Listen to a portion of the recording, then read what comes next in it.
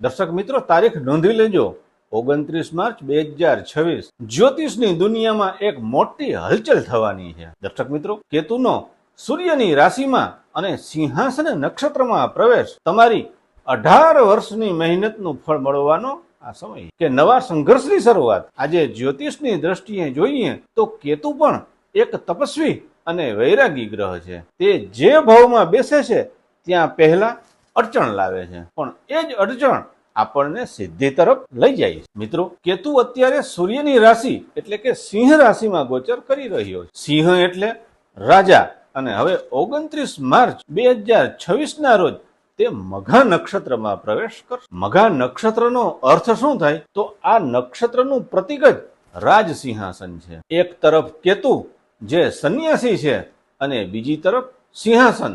તો શું આ એક સંન્યાસી માણસને સત્તાનું સુખ આપી શકશે? મિત્રો, મિથુન રાશિ માટે કેતુ ત્રીજા ભાવમાં ગોચર કરી રહ્યો છે. જ્યોતિષ શાસ્ત્ર મુજબ કેતુની 18 વર્ષની કઠિન તપસ્યા હવે પૂર્ણતાના આરે છે. જે કાર્યોમાં અત્યાર સુધી બ્રેકર આવતા હતા તે હવે દૂર થવાના છે. કેતુ જ્યારે મઘા એટલે કે સિંહાસન પર બેસે છે ત્યારે તે બે પરિસ્થિતિઓ સર્જે છે.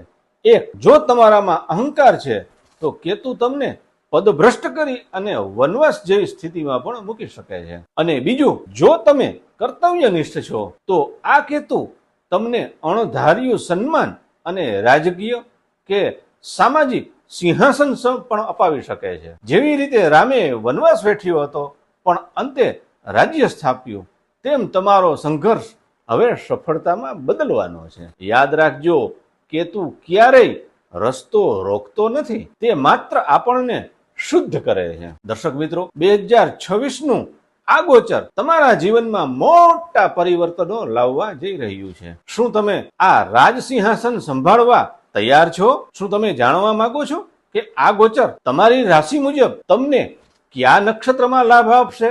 જો હા, તો તમારી રાશિ નીચે કોમેન્ટ બોક્સમાં કોમેન્ટ કરો. અસ્તુ. જય શ્રી કૃષ્ણ. હર હર મહાદેવ.